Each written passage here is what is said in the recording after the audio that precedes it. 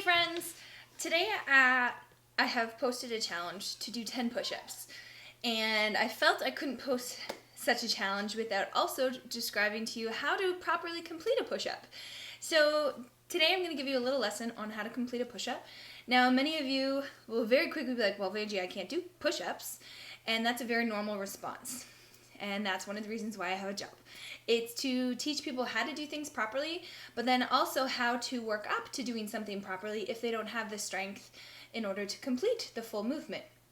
So at No Drama, we don't teach men's push-ups or women's push-ups or boy push-ups or girl push-ups. We coach push-ups and we teach people how to scale them appropriately. Now, as much as possible, we coach a push-up full body from toes to our hands in order to really challenge the core, which is kind of from your nose to your toes. The in-between section is our core, and we want to teach core strength and stability. So I'm going to show you a couple of variations today on how to scale your push-up, and then I want you to take on today's challenge, which is to basically watch me do 10 push-ups, which I've already posted to my social media. So you've seen 10. Now I want you to do 10 yourself, and I encourage you to take a video of you doing them, and then I want you to tag 10 friends on social media to do the same. In the midst of this strange world that we are living in, our health matters more now than ever before because we want to avoid having to go to the doctor. We want to avoid overloading the health system, and people's health matters. It always has, but I think in light of what's happened, people are becoming more aware that they need to get on top of this. So I'm going to be posting daily content. Make sure that you follow at No Drama Fitness in order to see that daily content that I'm posting, and follow along and do as many challenges as you can and participate. So push-ups today. In CrossFit, we coach what's called a hand release push-ups. They're really challenging, and they require us to go through the full range of motion and take our chest right to the floor and then go up. So I'm going to demonstrate what that looks like. Okay? So we would be on our toes. We have our hands about shoulder width apart, okay, stacked just kind of in line with our chest, just a little wider than our shoulders, and we're going to brace through our entire body. So we don't want our bum up in the air, and we don't want to be sinking like so. We want to be nice and strong, okay? From there, we would lower all the way down to the ground.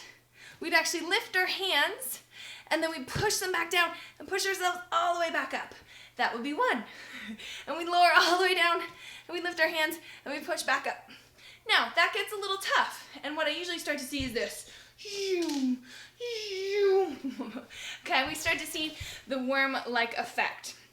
So, normally what I would do then is I would just pop people up to a scaled version, which I'm going to show you in a minute. One option is, it's not the purest way, but I'm not a purist. I am a let's move to accomplish something well. So you could potentially put your knees down a little bit in order to keep that body, that midsection, strong and firm, okay? If you find you're kind of doing that inchworm or that worm-like effect, in order to get there, we might do this, okay? We might pop our knees to the ground, so we've shortened our lever, and then we're pushing back up, and then we reset to the toes.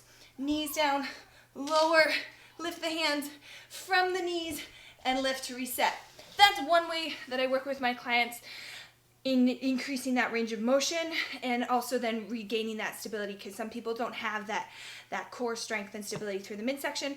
So that's one way. So that's option one. I'm going to move my camera up to show you option two. Sorry for any crackling.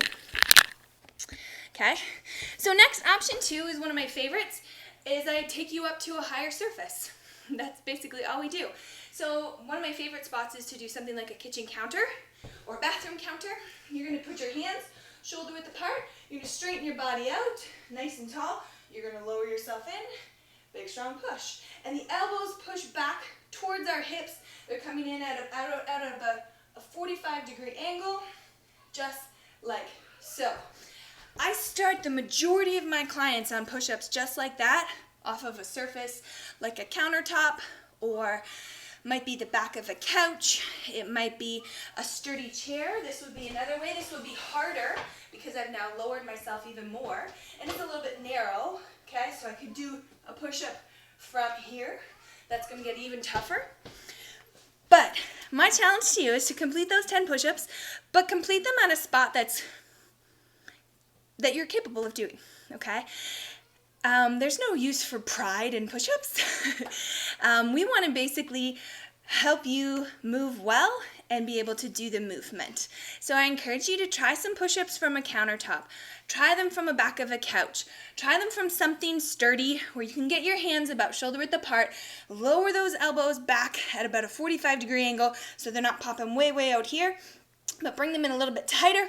Big, strong push. And I challenge you over the next several days to do 10 push-ups a couple times a day, and you're going to see how much that improves. And those countertop push-ups are going to get easy.